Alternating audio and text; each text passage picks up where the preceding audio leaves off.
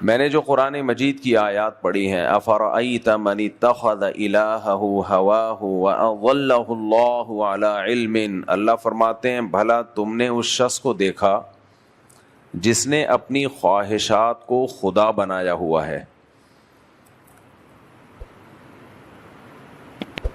انسان انسانیت کی معراج پہ اس وقت پہنچتا ہے، دیکھو انسان کی جو مادی زندگی ہے نا، اللہ کی نظر میں اس مادی زندگی کی کوئی حیثیت نہیں ہے۔ ہم کیا کھاتے ہیں، کیا پہنتے ہیں، کیسی شکلیں ہماری، کیسے ہم بات کرتے ہیں، اللہ کو اس سے کوئی سروکار نہیں ہے۔ نبی صلی اللہ علیہ وسلم نے ارشاد فرمایا، ان اللہ لا ينظر الى اموالکم ولا الى صورکم، اللہ نہ تمہاری دولت کو دیکھتا ہے نہ تمہاری شکلوں کو دیکھتا ہے، کوئی غرض نہیں ہے اللہ کو اس سے۔ اللہ یہ دیکھتا ہے ينظر الى قلوبکم والى اعمالکم، وہ صرف دو چیزیں دیکھتا ہے، تمہارے دل میں کیا ہے اور تمہارے جسم سے نکلنے والا عمل کیا ہے۔ اور آج ہماری نظر میں سب سے زیادہ جس چیز کی ویلیو کم ہے وہ عمل اور دل۔ ہم انسان کو تولتے ہیں اس کی دولت سے، اس کی عزت سے، اس کی شہرت سے، اس کی خوبصورتی سے، اس کی صحت سے۔ اللہ کی نظر میں ترجیحات بالکل الگ ہے۔ اس کی مثال ہے جو ظاہر پرست لوگ ہوتے ہیں نا، ظاہر پرست، وہ ظاہری چیزوں سے متاثر ہوتے ہیں۔ ہر چیز کی ایک حقیقت ہوتی ہے، ایک صورت ہوتی ہے۔ دیکھو آپ پھل کی دکان پہ جاتے ہو تو کیلے لٹکے ہوئے ہوتے ہیں، وہ اتنے خوبصورت نہیں ہوتے جتنے مصنوعی دکانوں پہ کیلے لٹکے ہوئے ہوتے ہیں۔ لوگ گھر میں ڈیکوریشن کے لیے اوریجنل کیلے نہیں لٹکاتے، گھر میں ڈیکوریشن کے لیے آرٹیفیشل کیلے اور آرٹیفیشل سیب رکھے جاتے ہیں جو دیکھنے میں بڑے اٹریکٹیو اور خوبصورت لگتے ہیں۔ دیکھا ہوگا انگوروں کے گچھے لوگوں نے شو کے لیے لٹکائے ہوئے ہوتے ہیں، وہ دیکھنے میں زیادہ اچھے لگ رہے ہیں لیکن وہ ایسے انگور ہیں کہ مکھیاں بھی ان کو لفٹ نہیں کراتی، نہ آپ کو اس میں سے خوشبو آئے گی۔ دور سے آپ اس کی طرف مائل ہو کے جاؤ گے تو صحیح کہ یار یہ کیا ہے، سیب ہے۔ میرے ساتھ ایسا ایک دو دفعہ دھوکہ ہو چکا ہے، کسی کنٹری میں پتہ نہیں کسی کے گھر میں گئے تو اتنے وہ اوریجنل لگ رہے تھے بالکل، میں نے جا کے پکڑا ایسے تو پتہ چلا تو پلاسٹک کا سیب ہے۔ تو آرٹیفیشل کیلا، مصنوعی کیلا دیکھنے میں بڑا خوبصورت لگتا ہے، مصنوعی سیب، مصنوعی خربوزہ بڑا خوبصورت لگتا ہے دیکھنے میں، لیکن جب آپ قریب جائیں گے تو بھائی اس میں نہ خوشبو ملے گی نہ ذائقہ ملے گا آپ کو۔ تو اب مجھے ایک بات بتاؤ، دنیا میں اس سے بڑا پاگل کون ہوگا جو اس اوریجنل کو چھوڑ رہا ہے اور اس مصنوعی کو لے رہا ہے صرف اس لیے کہ یہ دیکھنے میں اچھا لگ رہا ہے؟ تو بیچنے والا پوچھے گا نا تم اس مصنوعی سیب کو، مصنوعی کیلے کو کیوں خرید رہے ہو؟ یہ جواب میں کہا یار دیکھنے میں یہ زیادہ اچھا لگ رہا ہے۔ کہے گا بھائی تو ایسا کر، کسی ڈاکٹر سے اپنا علاج کرا، ڈیکوریشن کے لیے چاہیے تو لے جاؤ، کھانے کے لیے یہ والا نہیں چلے گا جو دیکھنے میں اچھا لگ رہا ہے۔ کھانے کے لیے تو وہ اچھا لگے گا جو داغی دار ہو۔ ویسے جنرل نالج کی میں بیچ میں باتیں کرتا رہتا ہوں، سیب بھی وہ مزیدار ہوتا ہے جو داغی سیب ہوتا ہے۔ مالداروں کے چوچلے ہیں کہ خوبصورت سیب خرید کے پیسہ بھی زیادہ خرچ کرتے ہیں اور بد ذائقہ سیب اٹھا کے لے آتے ہیں جس میں نہ رس ہوتا ہے، نہ ذائقہ ہوتا ہے، نہ انرجی ہوتی ہے، وہ پھسپھسا سا ہوتا ہے، دیکھنے میں لگ رہا ہوتا ہے بڑا بڑا۔ تو سیب وہ لیا کرے کوک کی گیند کی طرح، سر پہ مارو تو بندے کے دو ٹکڑے ہو جائیں، ایسے کچ کر کے آواز ہے جب اس کو یوں کرے نا، کچ کر تھوڑا سا ہرا ہو۔ خیر یہ ٹوٹکے میں شروع کر دیتا ہوں بیچ میں۔ تو عقل مند آدمی کبھی بھی اس ظاہر سے متاثر نہیں ہوگا، وہ کہے گا جب یہ اس میں نہ وہ خوشبو ہے نہ اس میں کے اندر وہ ذائقہ ہے. تو انسان کو بھی تولنے کے, انسان کو بھی ناپنے کے مختلف طریقے ہیں. جانور کو ناپنے کا ایک ہی طریقہ ہے, گوشت کتنا ہے اس میں. ہر جانور کی ویلیو اس حساب سے لگائی جاتی ہے جس کے لیے قدرت نے اس کو بنایا. گدھا قیمتی ہے. کون سا گدھا قیمتی ہوگا؟ جو لوڈ زیادہ اٹھا لے گا. اس گدھے کو کہا جائے گا یہ کیا ہے؟ بولیں, قیمتی گدھا ہے, لوڈ زیادہ اٹھا لیتا ہے. ابھی قربانی کے دن چل رہے ہوں گے, یہ بیل بڑا زبردست ہے. کون سا بیل اچھا ہے؟ اونچا ہو, گوشت تو اس میں, اس کو ہم کہیں گے یہ اچھا بیل ہے. تو ہر چیز کو تولا جاتا ہے اس کام کے حساب سے جو کام اس کے ذمہ لگایا گیا ہے. جانور کا کام ہے, گائے ہے تو اس کا کام ہے دودھ دینا, زیادہ دودھ دے گی اس کی قیمت زیادہ ہوگی. گدھے کا کام ہے سریا لاد کے لے کے جانا. وہ اگر سارے کام کر رہا ہے, یہ کام نہیں کر رہا, تو کسی کام کا ہے بھائی؟ تھوڑی کسی کام کا ہو گیا. تو ہمیں اس سے یہ پتہ چلتا ہے کہ جس کے ذمے جو کام لگایا جاتا ہے نا, اور آسان مثالیں دے دیتا ہوں میں. آپ مزدور گھر میں لے کر آئے, اس کے ذمے آپ نے کام لگایا کنواں کھودو. اب کیا ہے, وہ کنواں نہیں کھود رہا, وہ باقی سارے کام کر رہا ہے. وہ تہجد پڑھ رہا ہے, رو رہا ہے, اس میں دعائیں مانگ رہا ہے, لیلۃ القدر میں پوری رات جاگا, آپ کی والدہ کی بھی خدمت کر رہا ہے, آپ کے ابا کی بھی خدمت کر رہا ہے. آپ کو ضرورت ہے کنویں کی, گھر میں قحط پڑا ہوا ہے, پانی کی ضرورت ہے, اس کو فوکس نہیں کر رہا. آپ کی نظر میں اس مزدور کی ویلیو ہوگی؟ نہیں ہوگی ویلیو. جس کام کے لیے لائے تھے آپ کہتے بھائی میں دعائیں کروا لیتا ہوں مسجد کے مولوی صاحب سے, تو کرتا رہنا دعا, لیکن میں تو جو تجھے جس کام کے لیے لایا ہوں وہ دعائیں نہیں ہیں. وہ کیا کام ہے؟ وہ کنواں کھودنا ہے. آپ ڈاکٹر کے پاس گئے, ڈاکٹر کا کام علاج کرنا. آپ اس کے پاس گئے, اس نے آپ کو نصیحتیں شروع کر دی, بیٹا نماز پڑھا کرو, بیٹا زکوٰۃ دیا کرو, مفتی طارق مسعود کی باتوں میں مت آیا کرو, 2 شادیاں 4 شادیاں, اور یہ کیا کرو وہ کیا کرو وغیرہ وغیرہ وغیرہ. آپ کو غصہ آئے گا کہ نہیں آئے گا؟ بھائی آپ سے میں آیا ہوں علاج کرانے کے لیے, کھانس رہا ہوں, بخار ہو رہا ہے, تھرمومیٹر لگاؤ, چیک کرو. نصیحت کے پروگرام ہم علماء کے بیان میں جمعے کے دن جا کے سن لیتے ہیں. وہ ایک خاتون گاڑی چلا رہی تھی, ایک بھکاری آیا, کہنے لگا اللہ کے نام پہ کچھ دے دو. خاتون نے کہا اتنے ہٹے کٹے ہوتے ہوئے, بھیک مانگتے ہوئے شرم نہیں آتی؟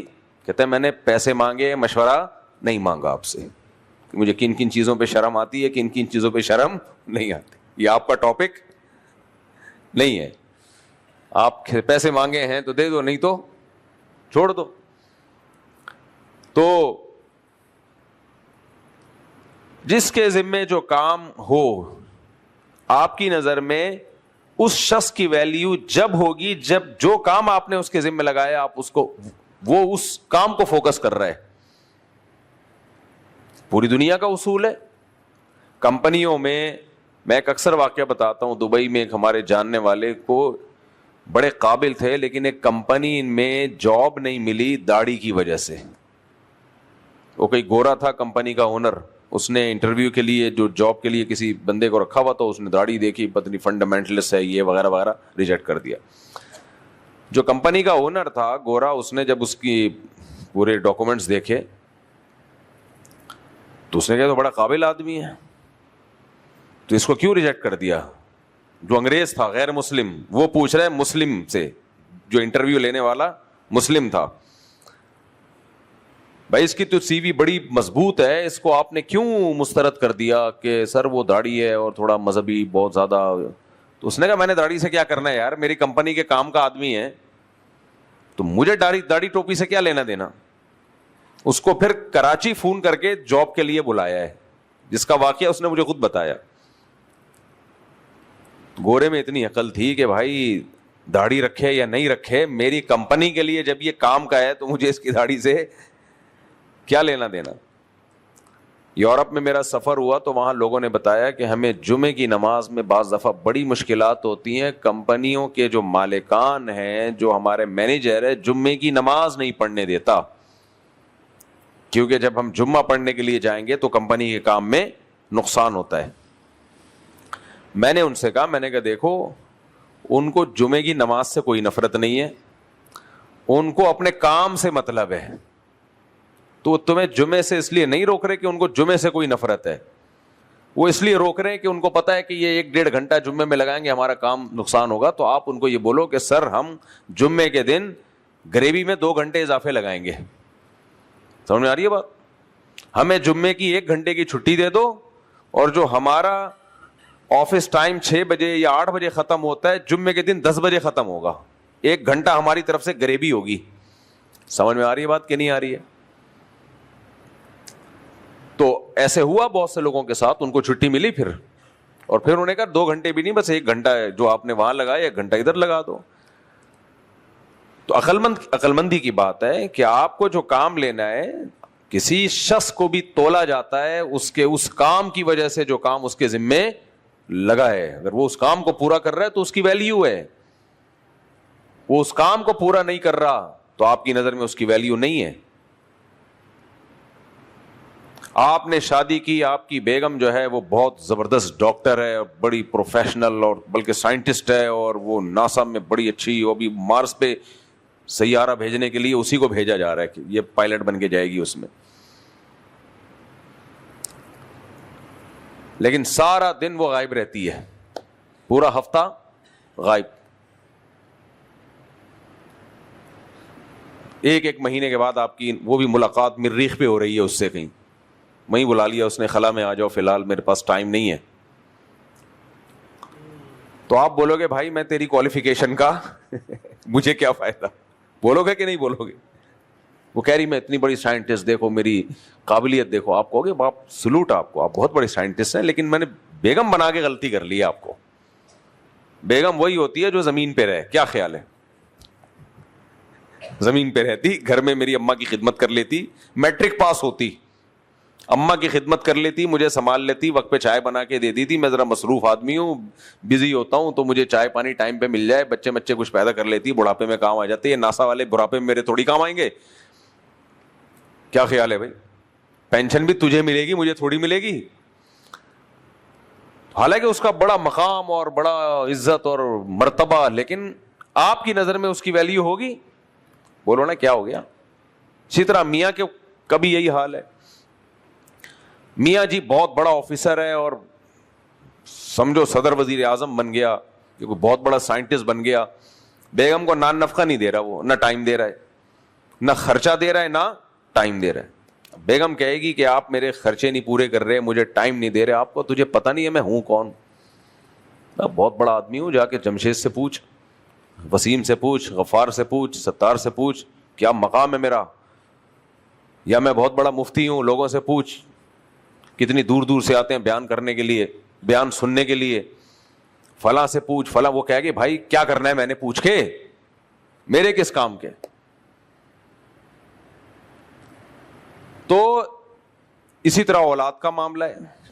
بچہ بہت ہی بڑی فلم ہے, بہت بڑے ہوتے ہیں, لیکن ماں باپ کی خدمت نہیں کر رہا, ان کو ٹائم نہیں دے رہا, تو ابا کہیں گے بیٹا تو ساری دنیا کے لیے ہمارے کسی کام کا نہیں ہے. تو ہر شخص دوسرے کو تولتا ہے اس کام سے جو اس شخص نے اس کے ذمہ کام لگایا ہے, اور جو کام یہ چاہتا ہے کہ مجھے وہاں سے ملے. تو میرے بھائی جب ہم میں سے ہر شخص دوسرے کو تولتا ہے, اور ہر شخص کا ایک کرائٹیریا ہے, معیار ہے دوسرے کو تولنے کا, تو کیا اللہ کا کوئی معیار نہیں ہوگا انسانوں کو تولنے کا؟ اللہ کی نظر میں کوئی معیار نہیں ہے کہ کون کتنا وزنی ہے, کتنا قیمتی ہے, کتنا بھاری ہے. جو فنکار اداکار ہوتے ہیں ان کی نظر میں تولا جاتا ہے کون کتنا ہینڈسم ہے, کتنا خوبصورت ہے, ایکٹنگ کون اچھی کر لیتا ہے. تو ہر ایک کا معیار ہے. گلوکاروں سنگر میں دیکھا جاتا ہے آواز کس کی اچھی ہے, ان کو شکلوں سے مطلب نہیں ہوتا, آڑا ترچھا ہوگا, آواز خوبصورت ہے, چل بھائی بہت بڑا سنگر بنا دیا اس کو. تو ہر ایک کا ایک معیار ہوتا ہے ناپنے کا, تولنے کا. اللہ کا بھی ایک معیار ہے انسانوں کو ناپنے کا. اور اللہ کہتے ہیں یہ جو تمہارے جتنے معیارات ہیں نا, جس سے تم ایک دوسرے کو ناپتے ہو تولتے ہو, یہ اوریجنل نہیں ہے, یہ صورت ہے, صورت شکل ہے. جیسے میں نے بتایا نا, ایک سیب ہوتا ہے سچی مچی کا سیب, ہو سکتا ہے اس کی شکل اچھی نہ ہو, اور ایک سیب کی شکل ہوتی ہے پلاسٹک کا سیب, شکل اس کی اوریجنل سیب سے بھی اچھی ہوتی ہے. کیا خیال ہے بھائی, آپ لوگ تھک تو نہیں گئے؟ جو آرٹیفیشل سیب ہوتا ہے نا, اس کی شکل و صورت اوریجنل سیب سے بھی اچھی, لیکن وہ حقیقت نہیں ہے, وہ کیا ہے, صورت ہے. تو میں اور آپ لوگوں کو جس معیار پہ تولتے ہیں وہ تولنے کا حقیقی معیار نہیں ہے, وہ صورت ہے, وہ حقیقت نہیں ہے. اللہ نے جو معیار رکھا ہے نا انسانوں کو تولنے کا, وہ حقیقت ہے. وہ اس لیے حقیقت ہے کہ انسان کے ذمے جو کام اصل میں لگایا گیا ہے, جس کے لیے انسان کو پیدا کیا گیا ہے, وہ ہے عمل کیسا کرتا ہے, یہ کیا قربانیاں دیتا ہے یہ اللہ کے لیے. اگر انسان کو کھانے کے لیے پیدا کیا ہے, عیش کے لیے, دولت سے مقصد کیا ہوتا ہے, کھائے اچھا, پہنے اچھا, عیاشی کرے, یہی مقصد ہوتا ہے نا. تو یہ تو جانوروں میں بھی ہے, انسان کو دنیا میں لانے کی کیا ضرورت تھی. اللہ نے انسان کو جو فضیلت دی ہے وہ اس بیس پہ کہ یہ اس بیس پہ نہیں کہ اپنی خواہشات زیادہ سے زیادہ پوری کرے گا. اللہ نے انسان کو فضیلت اس بیس پہ دی ہے, یہ اپنی خواہشات کو کنٹرول کرنا جانتا ہے. اس کا دل چاہے گا پھر بھی نہیں کرے گا بہت سے کام. یہ آپ نے کبھی دیکھا بکری کو بھوک لگ رہی ہے اور کھانا ہو اور وہ نہ کھائے؟ کبھی تصور ہے اس کا؟ بولو نا بھائی. نہیں. گائے کو دیکھا بھوک لگ رہی ہے, چارہ ڈالے نہ کھائے, یا تو پیٹ خراب ہوگا یا ہاضمہ خراب ہوگا, وہ لازمی منہ مارے گی چارے میں. جانوروں کو اپنی خواہشات پہ کنٹرول نہیں ہے. یہ انسان ہے واحد مخلوق جو اللہ کی خاطر پورا پورا مہینہ بھوکا پیاسا رہ سکتا ہے. یہ انسان ہے جو اللہ کی خاطر اپنی نظروں کو جھکا سکتا ہے, چاہت کے باوجود کہ دیکھنے کا دل چاہے پھر بھی نظر کو جھکا لے. یہ انسان ہے جس کو پتا ہے کہ میں 2 نمبری کر کے 10 روپے کی چیز کو 100 اور 200 روپے میں بیچ سکتا ہوں, کروڑ پتی بن سکتا ہوں, مالدار بن سکتا ہوں, لیکن اپنی خواہشات کو کنٹرول کرے اور حلال پر قناعت کرے, حلال پہ گزارا کرے. یہ پاور اللہ نے کس کو دی ہے؟ انسان کو. میں اکثر ایک واقعہ سناتا ہوں, موضوع کی مناسبت سے دوبارہ ریپیٹ کر دیتا ہوں. ایک بڑے بزرگ تھے, ان کا مناظرہ ہوا کسی ہندو پنڈت سے. تو اس ہندو پنڈت نے کہا کہ ہم دیکھتے ہیں کہ اسلام سچا ہے یا ہندو مذہب سچا ہے, تو اور کہا کہ میں یہ پوری دیگ کھا کے دکھاؤں گا, آپ بھی کھا کے دکھاؤ. یعنی گویا کہ یہ میرا معجزہ ہوگا ایک قسم کا, کہ ایک دیگ انسان کھا نہیں سکتا, لیکن یہ میرا معجزہ ہوگا اور میں پوری دیگ کھا جاؤں گا. یہ اس کی علامت ہوگی کہ بھگوان کس کے ساتھ ہے. بولو نا, یہ میرے ساتھ ہونا تو یہ چاہیے بھگوان دیگ کے ساتھ ہے. تجھے جو ہے نا, آپ نے بولا نا دیگ کے ساتھ, اچھا لقمہ دیا, تو پوری دیگ کھا جاؤں گا. حالانکہ پیٹ میں اتنی اسپیس نہیں ہوتی, لیکن وہ دیکھنا غائب ہو جائے گی. یہ معجزہ ہوگا, یہ اس کی علامت ہوگی کہ بھگوان کس کے ساتھ ہے, میرے ساتھ. وہ جو بزرگ تھے وہ تو تھے ہی باریک سے, غالباً مولانا قاسم نانوتوی تھے, پتہ نہیں مولانا یعقوب نانوتوی رحمۃ اللہ علیہ تھے, بہت ہی باریک سے تھے وہ, دبلے پتلے سے. وہ تو چاول کی ایک پلیٹ بھی بھر کے نہیں کھا سکتے تھے, وہ کہاں سے مقابلہ کرتے بھائی. تو وہ کافی دیر سوچ میں پڑ گئے, لوگ خوش ہو گئے, لو بھائی ہار گئے, دیگ نہیں کھا سکتے, خدا اگر تمہارے ساتھ ہوتا تو تمہیں بھی ہضم کروا دیتا. وہ کافی دیر سوچنے کے بعد کہنے لگے, بھائی دیکھ بات یہ ہے دیں گے کھانا اور دیگوں کے برابر کھانا یہ انسانوں کا نہیں, یہ بھینسوں کا کام ہے. کس کا کام ہے یہ؟ انسان اتنا نہیں کھا سکتا. انسان کو جو اللہ نے فضیلت دی ہے وہ اس بیس پہ نہیں کہ یہ اتنا کھا لیتا ہے. انسان کو فضیلت, یہ بہت اہم واقعہ ہے, اس کو سمجھیں. اللہ کرے ہماری سمجھ میں آ جائے. یہ آج اس انسان کو فضیلت والا سمجھا جاتا ہے جو لگژری لائف گزار رہا ہے اور جس کی ہر خواہش پوری ہو رہی ہے. کہتے ہیں بڑا آدمی ہے, بڑا آدمی ہے جی, بڑی اچھی گھڑی پہنی ہوئی ہے, بڑا آدمی ہے جی, بڑا اچھا موبائل ہے, بڑا آدمی ہے جی, غریبوں کی طرح نہیں رہتا, بڑے گھر میں رہتا ہے, بڑا آدمی ہے, ساری خواہشات پوری ہوتی ہیں. اور چھوٹا آدمی کھانے کو نہیں ہے, چھوٹا آدمی پہننے کو نہیں ہے, چھوٹا آدمی چپل دیکھو ٹوٹی ہوئی ہے, چھوٹا آدمی ہے موبائل نہیں ہے اس کے پاس, بیلنس ہی نہیں ہوتا جب فون کرو, تو یہ چھوٹا آدمی ہے. سارے پیغمبروں کو اس طرح کے طعنے ملے. امانا خیر من ھذا الذی ھو مہین, فرعون نے کہا میں بہتر ہوں یا موسیٰ معاذ اللہ, اور معاذ اللہ ان کو کہتا تھا کمتر ہیں, کمتر. فلولا القی علیہ اسورۃ من ذہب, ان کے ہاتھ میں سونے کے کنگن کیوں نہیں ہے. لوگوں, فرعون کہتا تھا, قوم کو جمع کر کے جلسے کرتا تھا, پورے جلسے کیے ہیں فرعون نے.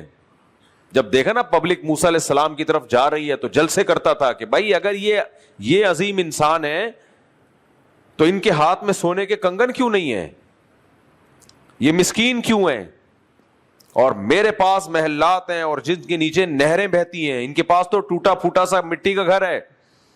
میرے محلات دیکھو, میں میرے ملازم دیکھو, میرے حشم خدم دیکھو. ہم اس فرعون کے واقعات پڑھ کے نا سن کے فرعون کو گالیاں دے رہے ہوتے ہیں. یہ نہیں دیکھ رہے ہوتے کہ ہم میں سے ہر شخص جذبات اور معیار وہی رکھتا ہے جو فرعون کے تھے.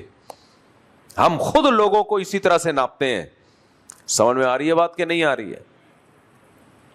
ہمارے پاس تو وہ عیاشی کے ذرائع نہیں ہے جو فرعون کے پاس ہے, تو ہم جتنی ہماری اوقات ہے اس حساب سے ہم فخر کر رہے ہوتے ہیں. اتنا پیسہ آ جائے جتنا فرعون کے پاس تھا تو ہمارا معیار بھی کیا ہو جائے گا, اونچا ہو جائے گا. تو انسان کی پہچان اس سے بالکل بھی نہیں ہے, بالکل بھی نہیں ہے اس سے پہچان. تو وہ جو مناظرہ ہو رہا تھا تو انہوں نے کہا بھائی دیگیں کھانا کس کا کام ہے؟ یہ ہے بھینسوں کا کام. دیگوں کے برابر کھانا, گائے بھینس کھا سکتے ہیں, ہم نہیں کھا سکتے. انہوں نے کہا انسان کی فضیلت اس پہ نہیں ہے کتنا کھاتا ہے, انسان کی فضیلت اس پہ کھانے سے کتنا صبر کر سکتا ہے, کتنا روک سکتا ہے, بھوک کتنی برداشت کر سکتا ہے. پھر انہوں نے فرمایا کہ میں 1 ہفتہ بھوکا رہ کے دکھاؤں گا. بھوک لگے گی نہیں کھاؤں گا, برداشت کروں گا, تو بھی 1 ہفتہ بھوکا رہ کے دکھا دے. جو دیگے کھانے والا وہ 1 ہفتہ کیا 3 دن, وہ 1 ٹائم بھوکا نہیں رہ سکتا. تو انسان کی فضیلت کا معیار کھانا ہے یا کھانے کا دل چاہے اور اپنی خواہشات پہ کنٹرول کرے. کنٹرول کرنا. مادی دنیا جو مغربی دنیا ہے نا, مغربی دنیا باہر کی دنیا, اور جو لبرل اور سیکولر لوگوں کی دنیا ہے, اور یہی دنیا یونیورسٹیوں میں پڑھائی جا رہی ہے, بتائی جا رہی ہے, یہی گھول کے پلائے جا رہے ہیں نوجوانوں کے دلوں میں. غریب آدمی کو ناکام بنا کے پیش کیا جا رہا ہے. میں یہ نہیں کہتا کہ اپنے اختیار سے غریب بنو, قدرت نے کسی کو غریب بنایا, اس کی خواہشات پوری نہیں ہو رہی, کوئی عیب نہیں ہے, یہ کوئی عیب نہیں ہے. انسان کا معیار اس کو ناپنے کا یہ 100% غلط ہے کہ اگر اس کے پاس پیسہ نہیں ہے یا اس کی خواہشات پوری نہیں ہو رہی. کتنے سارے صحابہ تابعین اسلاف کے واقعات ہیں کہ موت کے وقت وہ رو رہے ہوتے تھے. ان سے پوچھا جاتا کہ موت کے خوف سے رو رہے ہیں, کہتے ہیں نہیں, ہم اللہ کے لیے روزہ رکھا کرتے تھے, بھوک پیاس برداشت کرتے تھے, وہ لذت ختم ہو رہی ہے, وہ لذت ختم. میں نے بتایا نا, میں پشاور میں ہماری دعوت تھی, ہم بیٹھے ہوئے گپ شپ لگا رہے, تو ایک بوڑھے آدمی تھے. اب تک کے جو بوڑھے ہیں نا بہت اچھے ہیں, یہ جو نئی نسل جب بوڑھی ہوگی نا تو وہ اس قسم کی باتیں نہیں کرے گی. پہلے یہ ہوتا تھا کہ انسان جوانی میں جو مرضی کرے, بڑھاپے میں آ کے بالآخر وہ کہتا تھا چلو یار اب تو اچھی باتیں کرو, تسبیح ہاتھ میں آ گئی. اب جو نسل مارکیٹ میں آئے گی نا یہ بوڑھوں کی, یہ جو ہماری نسل ہے, یہ جب بڈھی ہوگی تو ان کو ٹائم پاس کرنے کے لیے ٹک ٹاک اور انسٹاگرام چاہیے ہوگا. سمجھ میں آ رہی ہے بات؟ یہ پرانے لوگ ہیں جو بڑھاپے میں تسبیح پہ سیٹ ہو جاتے ہیں, چلو یار اب اللہ اللہ کرو. میں نے بہت دیکھے تھے پہلے بوڑھوں کے ہاتھ میں تسبیح ہوتی تھی, اور جو مسجد میں آ رہے ہیں بوڑھے, انہوں نے جوانی میں کچھ اچھے کام کیے ہوتے ہیں جو ان کو توفیق مل رہی ہے, ورنہ جوانی میں الٹے کام سے توبہ نہیں کی نا. اللہ میری والدہ کی مغفرت فرمائے, کافی ایجڈ ہو گئی تھی, پھر دماغ کام کرنا چھوڑ دیا تھا, ان کو چوٹ بھی لگ گئی تھی تو اس سے وہ کوئی ایسی نس دب جاتی ہے نا تو دماغ پھر ہوش نہیں تھا. تو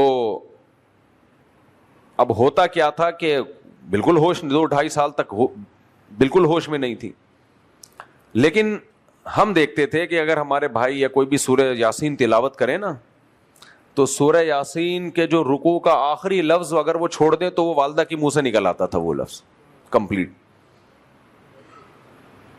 اسی طرح ہاتھ میں تسبیح پکڑاؤ تو وہ آٹومیٹیکلی شروع. تو مجھے اس سے عبرت پتہ ہے کیا ہوتی تھی کہ ہمارا بڑھاپا پتہ نہیں کیسا ہوگا. ہمارے بڑھاپے میں اللہ ہم سب کو بچائے, میں کوئی بڑے ہونے کا نیک ہونے کا دعویٰ نہیں کر رہا, ہم سب ایک ہی جیسے ہیں. ایسا نہ ہو ہمارے بڑھاپے میں ہمارے ہاتھ میں تسبیح پکڑائی وہ نہیں چل رہی, موبائل پکڑایا, نابینا کو بھی بینائی آ گئی, پتہ چلا جی آنکھیں ہیں نہیں, اور دیکھنا شروع کر دیا. فالج ہوا ہے, ہاتھ چل نہیں رہا, لیکن جیسے ہی موبائل آیا فالج ٹھیک ہو گیا, ٹک ٹاک آیا اور چلنا شروع.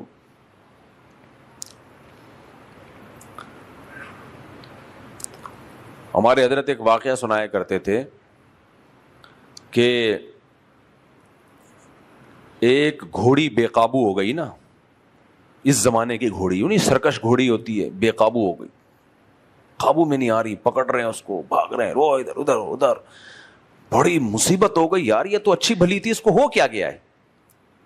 تو ایک ماہر نفسیات آیا, اس نے کہا 2 منٹ میں کنٹرول ہوگی. اس نے پتہ نہیں اس کے کان میں کیا بولا ہے, وہ ایک دم کھڑی ہو گئی نا. تو لوگوں نے پوچھا کیا بولا ہے, کہنا میں نے بولا تمہاری کال آئی, فون آیا تمہارا. بس جیسی فون آیا تو کہاں ہے فون, فون کی طرف ساری توجہ. تو یہ جو چلے گا نا ابھی بڑھاپا جو چلے گا, جوانی میں تو ساری خواہشات کافی حد تک پوری ہو جاتی ہیں, بڑھاپے میں پھر ٹھڑک رہ جاتی ہے اور طاقت ختم. شوق وہی ہوتے ہیں فلمیں دیکھنے کے, ڈرامے دیکھنے کے, اور گٹر کے ڈھکنوں پہ بیٹھ کے ساری رات گپے مارنے کے. طاقت ہوتی نہیں ہے تو سسکیاں لے رہا ہوتا ہے بیچارہ. خدا کی قسم بڑھاپا اس کا اچھا گزرے گا جس نے جوانی میں خواہشات پہ کنٹرول کیا. تو میں بتا رہا تھا بہت سارے اصحاب رسول تابعین کے واقعات ہیں کہ وہ موت کے وقت رو رہے ہوتے تھے. غالباً جابر بن عبداللہ رضی اللہ تعالیٰ عنہ کا ایک بہت بڑے تابعی ہیں سوید ابن غفلہ, کہتے ہیں ان کی زبان خشک ہو گئی تھی روزے رکھ رکھ کے, موت کے وقت کہنے لگے, رو رہے تھے کہ وہ جو اللہ کی یاد میں گرمیوں کے روزے برداشت کرتا تھا تو وہ لذت تو ختم ہو گئی. ہمیں کیا ہوتا ہے, ہمیں رونا آ رہا ہوگا ہماری دودھ جلیبیاں چھوٹ گئیں ہیں بھائی. کتنے لوگ مل رہے ہوتے ہیں, بیٹا کچھ نہ پوچھو, ہم جو کھایا کرتے تھے نا ہوٹلوں پہ جا کے, ایک وقت میں 1 کلو مرغا تو کھا جاتا تھا, اب تو بیٹا کھایا نہیں جاتا. ہم اس پہ, میں کسی بوڑھے کا مذاق نہیں اڑا رہا, ہمارا مجھے لگتا ہے کہ ہمارے اعمال ایسے, ہمارا انجام کیا ہوگا, یہ ہوگا. اپنے بچوں کو بتا رہے ہوں گے, بیٹا تمہارے دور میں یہ 1 بکرا تو کچھ بھی نہیں تھا, چربی پہ تو ہم 1 گھنٹہ بیان کیا کرتے تھے, انڈا کیسے پکایا جاتا ہے, اور 5 انڈے پانی میں, آج میرا کوئی کلپ چل رہا تھا, 5 انڈے اکٹھے کھلا رہا تھا میں لوگوں کو پانی میں بوائل, وہ نا تل کے. اب وہ پورے بیان سے اتنی سی چیز نکال لی کسی نے شارٹ کلپ, تو وہ لوگ سمجھ رہے ہیں شاید میں جمعے کے دن بیٹھ کے لوگوں کو انڈا پکانے کے طریقے بتا رہا ہوتا ہوں بیٹھ کے. تو 5 انڈے کھایا کرتے تھے بیٹا, ہمارا بڑھاپا کیا ہوگا, جو حالات چل رہے ہیں نا اس نسل کے, بیٹا ایک اور کر رہے ہوتے ہیں کچھ بوڑھے لوگ ابھی بھی بتا رہے ہوتے ہیں میں تو یہ کرتا تھا، میں تو یہ کرتا تھا. ایک آدمی بوڑھا ہو گیا تو اس کو ٹھوکر لگی نا، اب ٹھوکر لگی تو بےچارہ گرنے لگا تو کہتا ہے ہائے جوانی، ہائے جوانی. پھر تھوڑا آگے جا کے دیکھتا ہے دائیں بائیں کوئی دیکھ تو نہیں رہا، پھر کہتا ہے بھائی جوانی میں کون سے تیر مار لیے تھے تو نے. تو بڑھاپے میں ہم اس طرح کی باتیں کر رہے ہوں گے، ہم یہ کھا لیا کرتے تھے، ہم یہ کر لیا کرتے تھے. صحابہ کو اس کا غم ہوتا تھا. ایک صحابی تھے، انہوں نے نبی صلی اللہ علیہ وسلم سے عرض کیا یا رسول اللہ میں پوری زندگی روزے رکھنا چاہتا ہوں. آپ نے منع کیا کہ نہیں بھائی اتنا نہیں. فرمایا نہیں میں رکھ لوں گا. اب جب انہوں نے رکھنا شروع کیے تو جوانی میں تو رکھتے، روزانہ روزے سے ہوتے تھے، بڑھاپے میں نہیں ہو پایا ان سے. اب وہ بہت افسوس کیا کرتے تھے کہ کاش میں ساری زندگی روزے رکھنے کی حالانکہ نظر منت نہیں مانی، صرف نیت کی تھی. تو صحت اجازت نہیں دے رہی تو کہتے کاش میں نبی صلی اللہ علیہ وسلم کے سامنے کہہ دیتا کہ روزانہ نہیں رکھوں گا. یعنی ان کو افسوس اس پہ ہو رہا تھا کہ ایک کام میں نے شروع کیا زندگی بھر، اب مجھ سے ہو کیوں نہیں پا رہا وہ. اور میرے اور آپ کا کیا حال ہوتا ہے، میں 2 پراٹھے کھایا کرتا تھا، کاش اب بھی کھا سکتا، اب مجھ سے 1 سے زیادہ ہضم. یہ ہے یا نہیں ہے مجھے بتاؤ، اس میں کوئی شک ہے؟ یار پہلے تو بریانی آتی تھی پوری پوری دیگ پھوڑ دیا کرتے تھے یار، اب پتہ نہیں کیا شوگر کیوں اتنی ہائی ہو جاتی ہے 2 نوالے چاول کے لے لو تو. کاش میں اسی طرح سے کھاتا رہتا، کاش میں یہ کر لا، کاش میری قسمت میں ہوتا میں خریدتا ایک کھوتا، کبھی تو سوار ہوتا کبھی میں سوار ہوتا. تو صحابہ کے جو معیارات تھے نا وہ بالکل نبی صلی اللہ علیہ وسلم جب اسلام دنیا میں آیا نا، اسلام سے پہلے ان کی بھی یہی حالت تھی، وہ بھی انہی چیزوں پہ فخر کرتے تھے، وہ بھی انہی چیزوں پہ فخر کرتے تھے. اسلام لانے کے بعد ان کا انسانوں کو تولنے کا اور اپنے آپ کو تولنے کا معیار چینج ہو گیا. اپنے آپ کو بھی انسان تولتا ہے نا، ہر آدمی اپنے آپ کو سمجھتا ہے میں بڑی چیز ہوں، میں بہت بڑا آدمی ہوں، میں یہ ہوں، میں یوں ہوں. بھائی آپ خواہشات پہ کتنا کنٹرول کر سکتے ہو، اللہ کے لیے کتنی قربانیاں دے سکتے ہو، اس سے آپ کو وزن کا اندازہ ہوگا. اور یہ آپ نہیں بتاؤ گے، یہ دوسرا بتائے گا آپ کے بارے میں. انسان اپنے بارے میں خوش فہمیوں میں مبتلا ہوتا ہے، خاص طور پہ 2-4 لوگ تعریف کر دے نا تو انسان سمجھتا ہے یہ بالکل پہلی دفعہ اس نے صحیح بات کی ہے. آپ کو ہر خبر جھوٹی لگے گی، کتنا ہی معتبر نیوز چینل ہو، کوئی خبر دے رہا ہو، شک ہوتا ہے کہ پتہ نہیں یار سچ بول رہا ہے کہ یہ جھوٹ بول رہا ہے. شک ہوتا ہے کہ نہیں ہوتا؟ یار پتہ نہیں یہ صحافی نے جو تجزیہ کیا کہیں سے پیسے تو نہیں لیے ہوئے اس نے، یار یہ جو اخبار میں خبر آئی ہے پتہ نہیں یار ایسا تو نہیں غلط ہو. ہر خبر میں 100% انسان کانفیڈنٹلی نہیں کہتا کہ یہ سچی خبر ہے، لیکن اگر کوئی آپ کے بارے میں کہتے ہیں آپ بہت اچھے انسان ہو، اوپر سے کہہ رہا ہوتا ہے ارے نہیں یار ایسا نہیں ہے، دل میں کہہ رہا ہوتا ہے پہلی دفعہ اس نے زندگی میں صحیح بات کی ہے. دل میں یہ ہوتا ہے، اوپر سے تواضع کرے گا، ارے نہیں کہاں، میں تو خاکسار، میں تو خاک پا کے برابر بھی نہیں ہوں آپ کی. اندر سے کہہ رہا ہوتا ہے یار صحیح کہا ہے یار، دوبارہ بول یار. ہمارے حضرت ایک واقعہ سنایا کرتے تھے، آج ذرا ہلکا پھلکا بیان کر رہا ہوں، آخری روزہ ہے نا، سب تھکے، میں پوری رات نہیں سویا اور فجر سے لے کے اب تک بھی نہیں سویا ہوں، مجھے نیند ہی نہیں آئی ہے، پتہ نہیں دماغ میرا خشکی ہو گئی ہے کیا ہو گیا. تو میں تو سوچ رہا تھا آج ناغہ کروں، لیکن میں نے کہا ہلکا پھلکا لائٹ موڈ میں آج لے کے چلتا ہوں، لائٹ موڈ میں. تو ہمارے حضرت فرمایا کرتے تھے کہ انسان نا ایک تو اپنی تعریف سن کے فوراً یقین کر لیتا ہے کہ بالکل صحیح کہہ رہے، حالانکہ قرآن کہتا ہے بل الانسان علی نفسہ بصیرہ، انسان اپنے بارے میں غور کرے نا تو جتنا اپنی برائیوں کا انسان کو خود پتا ہوتا ہے کسی اور کو نہیں پتا ہوتا. اپنے بارے میں سب کچھ پتا ہوتا ہے لیکن خود جان کر گھننا بنتا ہے، بیوقوف بنتا ہے.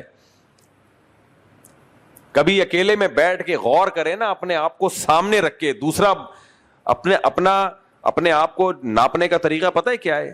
کہ آپ تھوڑی دیر کے لیے فرض کر لیں کہ آپ اپنے سامنے بیٹھے ہوئے ہیں، پھر آپ اس کو بتائیں تو یہ بھی کرتا ہے، تو یہ بھی کرتا ہے، تو یہ بھی کرتا ہے، تو یہ بھی کرتا ہے، تو یہ بھی کرتا ہے، پھر پتہ چلے گا کہ آپ کتنے نیک ہو. تو حضرت فرمایا کرتے تھے کہ انسان باتیں سن سن کے نا متاثر ہو جاتا ہے. جیسے آپ کی کوئی تعریفیں کرتا رہے, جیسے مشہور لوگ ہوتے ہیں ان کی تعریفیں لوگ کرتے رہتے ہیں, آپ بہت اچھا, آپ بہت, وہ بیچارے اس خوشحمی ہو جاتے ہیں کہ شاید واقعی ہم کیا ہیں, حالانکہ ان کو اپنی برائیاں معلوم ہوتی ہیں.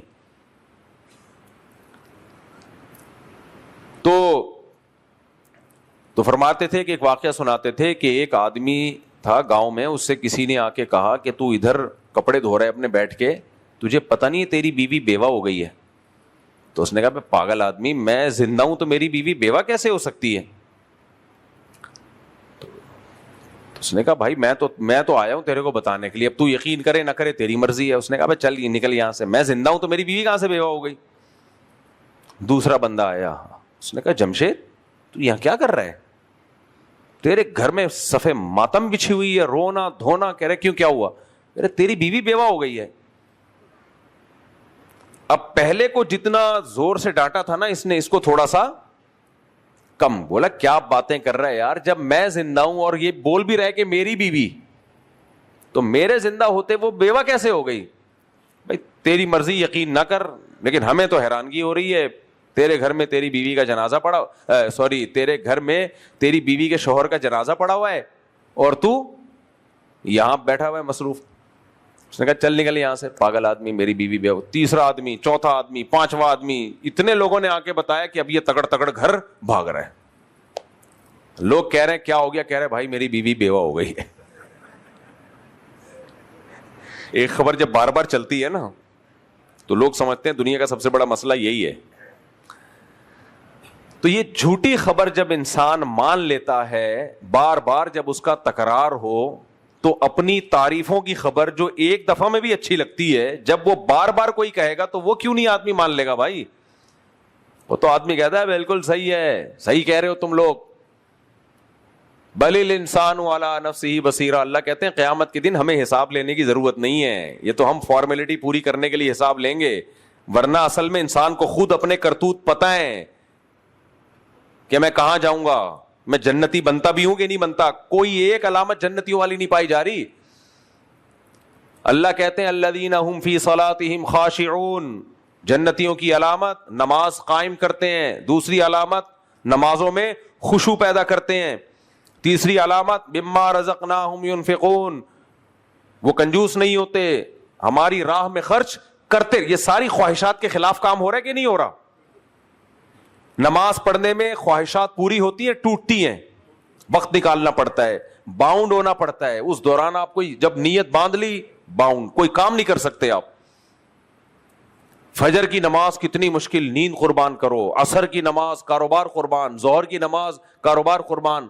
5 ٹائم زبردست طرح سے اپنی خواہشات کو ذبح کرنا پڑتا ہے. اسلام اس کا نام ہے. رمضان کے روزے ہیں, خواہشات قربان کرنا پڑتا ہے, کرنی پڑتی ہیں خواہشات. اس میں کچھ لوگ رمضان جانے پہ رو رہے ہوتے ہیں بہت زیادہ, ہائے ہائے رمضان جا رہا ہے, رمضان جا رہا ہے. تھوڑا بہت غم تو ہوتا ہے, ظاہر ہے اللہ نے ایک اچھے اعمال کی توفیق دی ہوتی ہے, جس میں بھی تھوڑی سی غیرت ہوگی, وہ اس کو ایک جو رونق تھی دعاؤں کی وہ نعمت تو چھن رہی ہے. لیکن کچھ لوگ کو ضرورت سے زیادہ ہی اس میں وہ ہو رہے ہوتے ہیں. تو میں ان پہ کہتا ہوں کہ ان کے کان میں جا کے بول دو نہیں جا رہا, 1 مہینہ اور رہے گا. کیا خیال ہے؟ تو کہیں گے بھائی تھک گئے ہیں بھائی, اتنی 20 رکعتیں تراویح. اللہ تعالیٰ کو بھی پتا تھا روزہ آسان نہیں ہے, تھک جائیں گے یہ, اس لیے اللہ نے بھی صحابہ کو حکم دیا ایام معدودات, گنے چنے دن ہے, ہمیشہ کے لیے نہیں کہہ رہا. اگر اللہ کہہ دیتے کہ اے ایمان والو تم پہ روزے فرض ہو گئے رکھو, ہم کہتے یا اللہ رکھ تو رہے ہیں لیکن کوئی اینڈنگ پوائنٹ تو بتا دے. کیا خیال ہے بھائی؟ دیکھو آپ سے کوئی کہے کہ چلو, ڈاکٹر کے روزانہ واک کرو, اور اب شروع کرو واک کرنا, آپ کہو گے ڈاکٹر صاحب کر رہا ہوں, رکنا کہاں ہے؟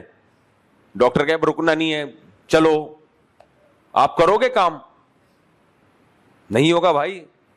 تو اللہ کی رحمت ہے, اللہ نے جہاں رمضان کے روزے فرض کیے تو اللہ یہ بھی کہہ سکتے تھے اے ایمان والو تم پہ روزے فرض کیے گئے ہیں, رکھنا شروع کر دو, پھر میں بتاؤں گا کب روکنا ہے.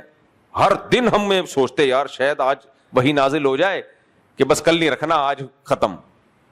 جب صبح اٹھتے بھائی نہیں بھائی ابھی بھی رکھنا ہے, تو کتنی ٹینشن ہوتی. کیا خیال ہے؟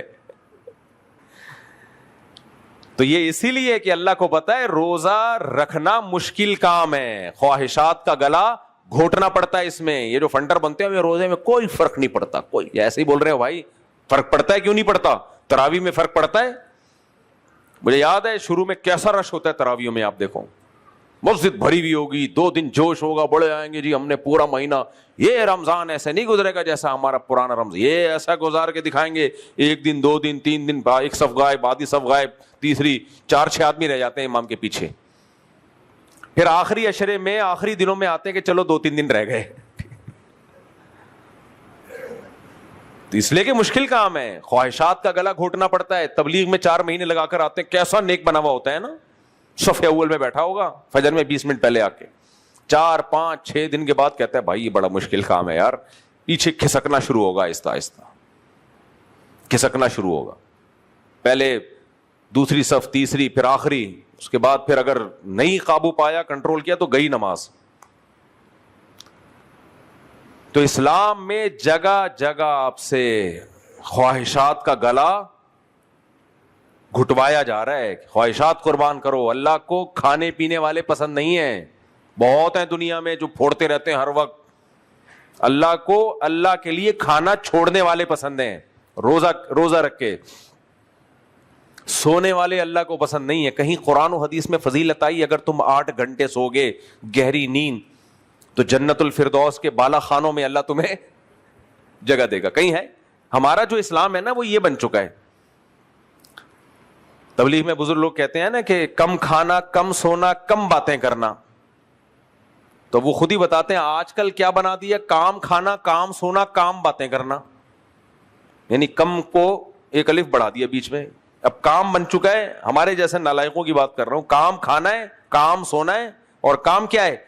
باتیں کرنا. تو اللہ کو وہ بندہ نہیں پسند ہے جو خواہشات پوری کرتا ہے, سوائے چند خواہشات کے جو حلال ہیں ان کی پوری کرنے کو بھی اللہ عبادت قرار دے دیا. نکاح خواہش ہے لیکن اس خواہش کو پورا کرنے کو اللہ نے عبادت قرار دے دیا. اس میں حکمتیں ہیں. وجہ اس کی ہے کہ اس سے پاک دامنی ملتی ہے, آپ ایک عورت کی کفالت کرتے ہو, نسل بڑھتی ہے. تو کچھ خواہشات ایسی ہیں جن کے پورا کرنے میں معاشرے کا, سوسائٹی کا فائدہ ہے, اس لیے اللہ نے اس خواہش کے پورا کرنے کو عبادت قرار دے دیا. لیکن جرنلی میرے بھائی خواہشات کے پیچھے چلنا, خواہشات کا غلام بننا, یہ جانوروں کا, گدھے گھوڑوں کا کام ہے. انسانوں کو اس پہ کوئی فضیلت بولو نہیں ہے. میں وہ واقعہ سنا رہا تھا پشاور کا. ایک بزرگ, ہم بیٹھے ہوئے کھانے پہ, تو پتہ نہیں کسی کو مستی سوجی کہ 4 شادیوں کی باتیں شروع کر دی. بیٹھ کے ان بوڑھے آدمی کو بھی کہہ رہے ہیں آپ بھی شادی کرو. تو بعض باتیں نا بڑے اخلاص سے انسان کے زبان سے نکلتی ہیں, وہ ڈائریکٹ دل پہ جا کے لگتی ہیں. اس بوڑھے آدمی تھے, بڑے لگ رہا تھا کوئی تہجد گزار ہیں, اور بڑی داڑھی ماشاءاللہ ان کی. کہتے ہیں اللہ نے مزہ صرف 2 چیزوں میں رکھا ہے. وہ ایسے دل سے انہوں نے کہا نا, دل سے انہوں نے کہا مجھے یہ سننے میں بڑا مزہ آیا. اتنا مزہ آیا کہ جب بھی میں اس کو ریپیٹ کرتا ہوں نا تو بعض دفعہ مجھے اپنی آنکھوں پہ کنٹرول نہیں ہوتا. اتنا لطف آیا ان کے اس جملے, کیونکہ دل سے نکلی تھی نا. ایک ہوتا ہے نصیحت کے پروگرام پیش کیے جا رہے ہوتے ہیں, بڑی بڑی باتیں پھینکی جا رہی ہوتی ہیں, باتیں تو سب کر رہے ہوتے ہیں بہت بڑی بڑی. کچھ باتیں ایسی ہوتی ہیں لگ رہا ہوتا ہے اس بندے نے ایک دل سے درد سے بات کہی ہے, اور جو اس کی اپنی کیفیت ہے اسی کو یہ زبان پہ لے کر آیا ہے. ایک تو وہ آتے ہیں نا آج کل ٹی وی پہ ماں کے حقوق بیان کرتے ہوئے اتنا روتے ہیں کہ اینکر کو ہنسی آ رہی ہوتی ہے, بڑی مشکل سے اس اینکر نے روکا ہوا ہوتا ہے اپنے آپ کو. ایک ہے آج کل آ رہے ہیں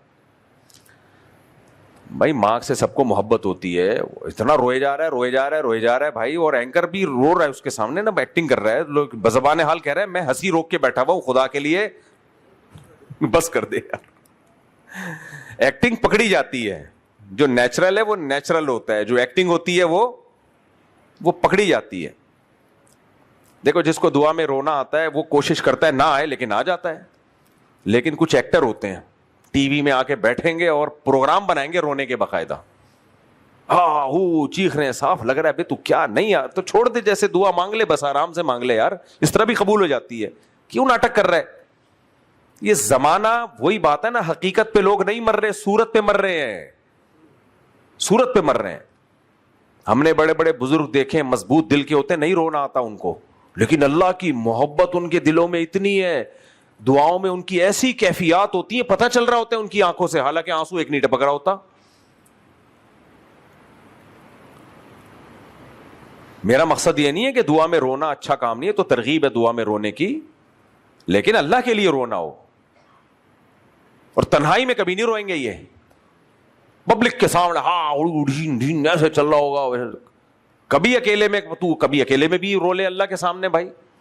نبی صلی اللہ علیہ وسلم نے فرمایا 7 آدمی قیامت کے دن اللہ کے عرش کے نیچے ہوں گے, جن میں ایک وہ ذکر اللہ خالیا ففاضت عیناہ, تنہائی میں اللہ کو یاد کر کے رو پڑتا ہے. یہ تنہائی کا ذکر اس لیے کیا کہ پبلک کے سامنے تو رونے پہ لوگ سمجھتے ہیں بہت پہنچے ہوئے ہیں جی حضرت. اب کیا پتا حضرت صاحب دل سے رو رہے ہیں یا. میں ایک جگہ گیا, ختم قرآن کی مجلس تھی, پہلے میں کافی جایا کرتا تھا, تو انہوں نے مجھے بلایا بیان کے لیے. تو میں جب گیا تو جو صاحب تھے انہوں نے لائٹیں بند کروائیں اور بینر لگایا ہوا تھا کہ رو رو کے دعائیں ہوں گی, تاکہ پبلک آئے نا. پبلک بھی اب انٹرٹینمنٹ کر رہی ہے, تفریح بنا لیا اس کو. اب وہ امام صاحب نے جو کوشش کی ہے رونے کی,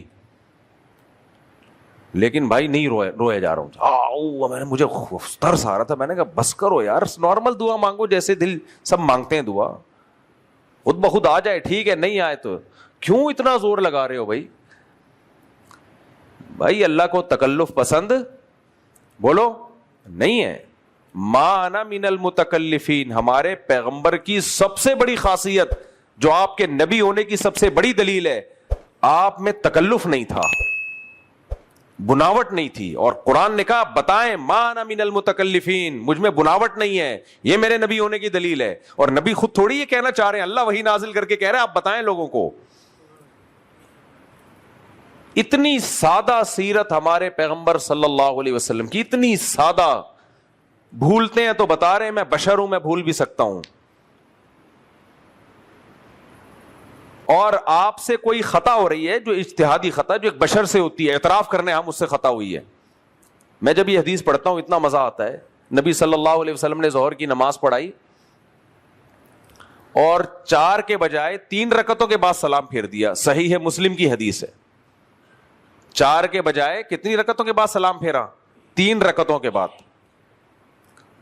پیچھے جو صف میں صحابہ تھے وہ مبارکباد دیتے ہوئے نکلے, مبارک ہو بھائی اللہ نے 1 رکعت نماز مختصر, ہنی ان, مبارک ہو بھائی. نبی صلی اللہ علیہ وسلم کے پیچھے صف اول میں حضرت ابو بکر اور حضرت عمر بیٹھے ہوئے ہیں. حدیث کے الفاظ ہیں فہابا ان یتکلما, کیونکہ نبی صلی اللہ علیہ وسلم کا ایک جلال تھا, تو یہ دونوں خاموش تھے کہ بھئی ہم پوچھیں تو ایسا نہ ہو کہ نبی ناراض ہو جائیں. ناراضی کس بات کی؟ ناراضی اس بات کی نہیں کہ نبی سے کوئی اجتہادی خطا نہیں ہو سکتی, ناراضی اس بات کی کہ نبی صلی اللہ علیہ وسلم نے صحابہ کو منع کیا تھا کہ کثرت سے ایسے سوال نہ پوچھا کرو جس سے تم پہ پابندیاں لگ جائیں. یعنی بعض دفعہ چیزیں پوچھ کے اپنے اوپر پابندیاں, تو ان کے ذہن میں یہ خیال آیا کہ شاید واقعی اللہ نے 1 رکعت معاف کر دی ہے. اور یہ بھی تھا کہ کہیں ایسا تو نہیں بھولے سے آپ نے 3 رکعت کے بعد سلام پھیر لیا. تو اگر ہم پوچھیں نبی سے تو نبی کہیں گے جب اللہ نے مجھے 3 رکعت کے بعد میں نے سلام پھیر لیا تو بس فرض کر لیتے کہ آج سے نماز کتنی ہوگی, تو کیوں پوچھ کے زیادتی کروا رہے ہو, اضافہ کروا رہے ہو. یہ خطرہ تھا صحابہ کو کہ نبی ناراض نہ ہو جائیں. لیکن یہ بھی خطرہ تھا کہ بھائی بشر ہے نا, انسان ہے, تو اب پریشان. حضرت عمر پہ اتنا روب کہ آپ خاموش ہیں. ایک دیہاتی صحابی,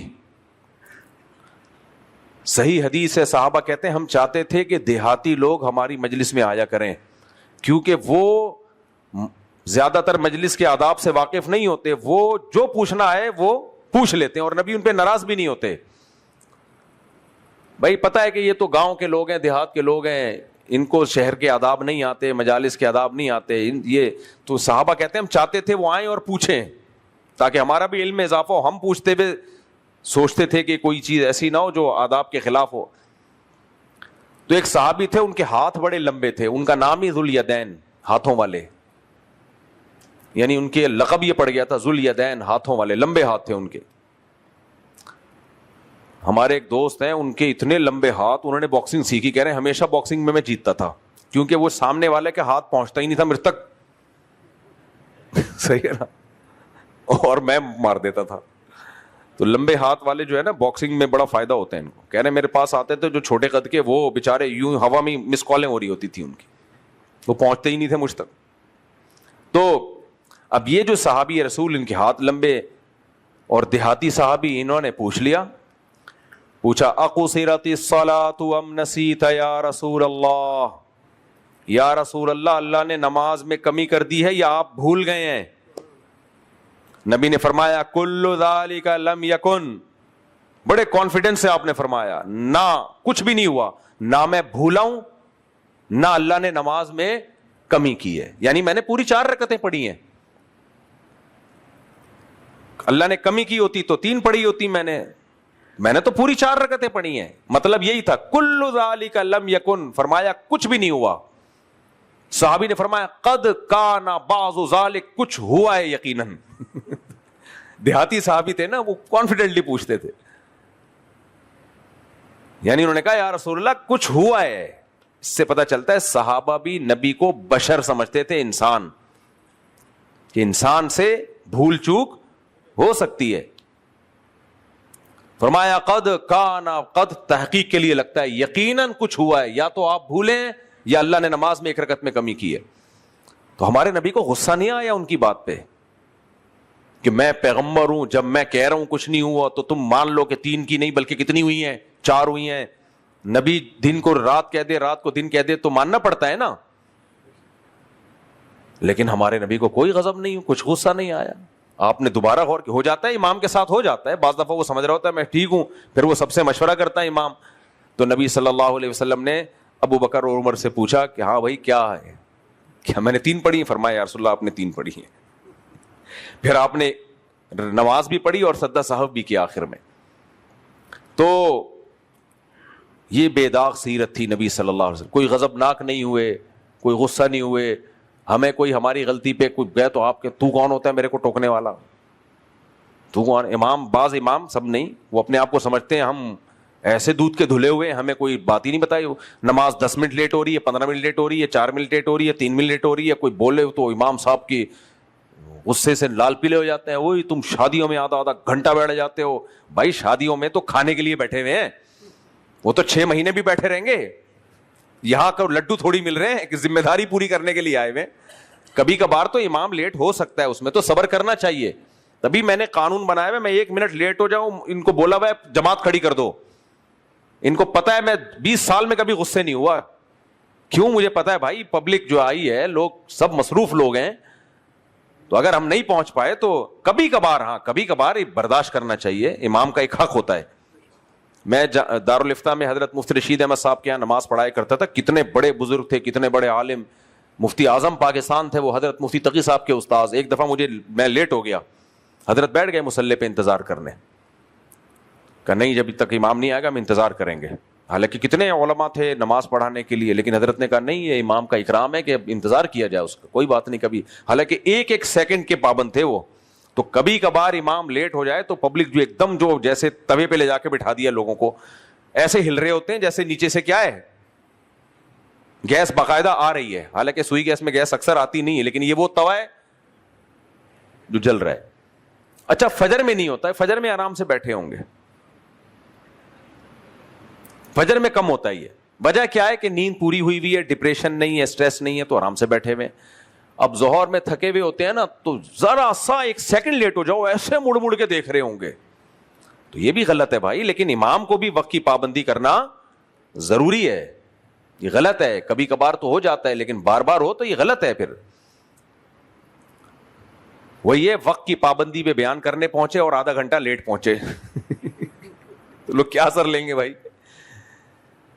تو یہ ہمارے نبی صلی اللہ علیہ وسلم کی سیرت تھی. آپ نے کوئی خدا ہونے کا دعویٰ نہیں کیا. بخاری کی حدیث ہے آپ صلی اللہ علیہ وسلم فجر کی نماز پڑھانے کے لیے آئے، صحیح ہے، بخاری کی حدیث ہے. اگر بخاری میں نہ ہوتی لوگ توہین رسالت کا فتویٰ لگا کے واجب القتل اور سر قلم کر دو یہ فتوے لگا دیتے. اب مجبور ہو گئے، بخاری میں آ گئی ہے. تو سب سے پہلے تو امام بخاری پہ فتویٰ لگاؤ. صحیح ہے بخاری کی حدیث, ہمارے نبی صلی اللہ علیہ وسلم مصلی پہ آئے, کھڑے ہوئے, اقامت ہوئی, اقامت کمپلیٹ ہوئی ہے, آپ نے فرمایا یا ایھا الناس انما انا بشر مثلکم, اے لوگوں میں تمہاری طرح کا انسان ہوں, انسا کما تنسون, بھول سکتا ہوں جیسے تم بھول سکتے ہو. پھر کیا فرمایا, مجھ پہ غسل فرض ہے, میں بھول گیا تھا, ابھی مجھے یاد آیا کہ مجھے غسل کرنا ہے. صحابہ انتظار میں کھڑے رہے, بتاتے ہیں نبی گئے اور آپ کے پٹے والے بال تھے اس سے پانی بہ رہا تھا, غسل کر کے آئے اور نماز پڑھائی آپ. آج کسی امام کے ساتھ ایسا ہو جائے نا, بیچارہ بغیر وضو بھولے سے پڑھا دی, اس کی تو وہ شامت آتی ہے. میرے ساتھ ایک دفعہ ہو گیا تھا, پتہ نہیں کوئی کپڑوں پہ کہیں ناپاکی لگی تھی, خون لگا تھا, مجھے یاد نہیں. تو مجھے نماز کے بعد جب میں نے دیکھا یہ تو خون کا دھبا ہے, کہ دانا وانا نکل گیا ہوگا, پھوٹ گیا ہوگا. تو میں گیا, میں نے بولا کہ بھائی نماز دوبارہ پڑھیں. اب اصولی بات یہ ہے کہ جب امام کہہ رہے ہیں نماز لوٹا دیں, کوئی وجہ ہوگی نا, چھوڑ دو اس کو, بس نماز پڑھ لو. کیا ہو گیا یہ آج اگر ایک دفعہ اور پڑھ لی, کیا خیال ہے بھائی, غریبی سمجھ لو اس کو. لیکن جو میرا دماغ چاٹا ہے لوگوں نے, میں بیٹھا ہوں, پہلے میں پیچھے بیٹھتا تھا وہاں, بتائیں ہوا کیا تھا, ویسے ہوا کیا تھا. میں کہا بھائی کچھ ہوا ہوگا نا, نہیں پھر بھی کیوں بتائیں کیا ہوا تھا, کیوں بتائیں. شریعت نے حکم یہ دیا ہے کہ اگر آپ کا وضو ٹوٹ جائے نا نماز میں, تو آپ ناک پہ ہاتھ رکھ کے نکلو, میسج یہ جائے کہ نکسیر پھوٹی ہے. کیونکہ اگر کسی کی بالفرض ہوا خارج ہوئی ہے تو وہ یہ تھوڑی بتائے گا جی ہوا خارج ہو گئی تھی میری, کیا خیال ہے, اچھا لگے گا بتاتا ہوا. نبی صلی اللہ علیہ وسلم کی محفل لگی ہوئی تھی, کسی کی ہوا خارج ہوئی تو بعض لوگوں کو ہنسی آ گئی. آپ صلی اللہ علیہ وسلم نے ناراضی کا اظہار فرمایا, فرمایا ایسی چیز پہ کیوں ہنستے ہو جو تمہارے ساتھ بھی ہو سکتی ہے, کیوں ہنستے ہو. جو بعض گاؤں دیہاتوں میں ہم نے سنا اپنے شاگردوں سے, وہ دور دراز کے علاقے ہیں نا, ان میں یہ اتنا کہ اگر کسی کی محفل میں ہوا خارج ہو جائے نا آواز کے ساتھ, تو اس بیچارے کی اتنی بے عزتی ہوتی ہے. تو ہمارے ایک شاگرد بتا رہے تھے کہ ان کے گاؤں میں کہیں ایسا ہوا, تو وہ اتنی بے عزتی ہوئی اس کی کہ اب کہیں بھی گزرا ہے کہ دیکھا یار یہ وہ ہے جس کی یہ اس نے وہ ہوئی تھی, وہ اس کی وہ گاؤں چھوڑ کے چلا گیا. 15-20 سال کے بعد آیا نا, کہ شب بھول بھلائیاں ہو گیا, جیسے ہی آیا لوگوں نے بولا وہی آ گیا جس کے بھائی یہ تو نیچرل ہے, کسی کے ساتھ بھی ہو سکتا ہے. ایک دفعہ ہم کہیں بیٹھے ہوئے مجلس میں, تو کہیں کسی کے ساتھ ہو گیا ہوگا, تو وہ لوگ کہہ رہے ہیں کہ صفائیاں دے رہے ہیں, میں نے نہیں کیا, میں نے نہیں کیا. میں کہہ رہا ہوں تمہیں صفائی دینے کی کیا, میں پوچھ رہا ہوں کہ کس نے کیا. یہ اس سے انسان کے اندازہ ہو جاتا ہے کہ اس کی کھوپڑی یہ کتنا باشعور انسان. 4-5 آدمی ایک جگہ تراویح پڑھ رہے تھے, 4-5 آدمی. تو کیا ہوا ہے کہ کہیں وہ کسی کی بیچارے کی ہوا خارج ہو گئی ہوگی, بدبو بہت آئی, تو پتہ چل گیا کیا.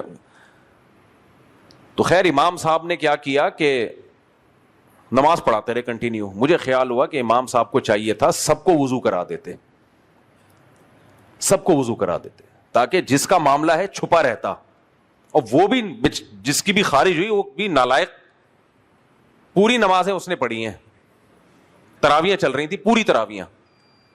یہ تو غلط ہے آپ بغیر وضو نماز, لیکن وہ جا اس لیے نہیں رہا. میں نہیں تھا یہ بتا دوں, میں ہوتا تو نکل جاتا. میں یہ بہت بڑا گناہ ہے, بہت بڑا گناہ ہے بغیر وضو کے نماز پڑھنا. ہوا خارج ہوئی ہے نکلو بھائی, ہاں ناک پہ ہاتھ رکھ لو, میسج یہ جائے کہ نکسیر پھوٹی ہے, یا یوں کھجانا شروع کر دو کہ جیسے کوئی پھوڑا پھوٹا ہے, اور اس کو حق نہیں ہے کہ آپ سے پوچھے کہ اوریجنل میں ہوا کیا ہے, یہ اس کو حق نہیں ہے. تو اب اصولی طور پر ایسے میں امام کو کیا کرنا چاہیے, وہ کہے کہ اچھا امام کو اپنی بھی عزت بچانی ہوتی ہے کہ بھائی میری ہوا نہیں, وہ کہے بھائی جس کی بھی ہوئی ہے سب لوگ وضو کر لیں تاکہ جس کا معاملہ ہے وہ پردے میں رہے. یہ کچھ تمیز ہوتی ہیں, کچھ آداب ہوتے ہیں جو آج کل مارکیٹ میں شارٹ ہوتے جا رہے ہیں. تو خیر ہمارے نبی صلی اللہ علیہ وسلم کی سیرت بے داغ اور تکلفات سے پاک.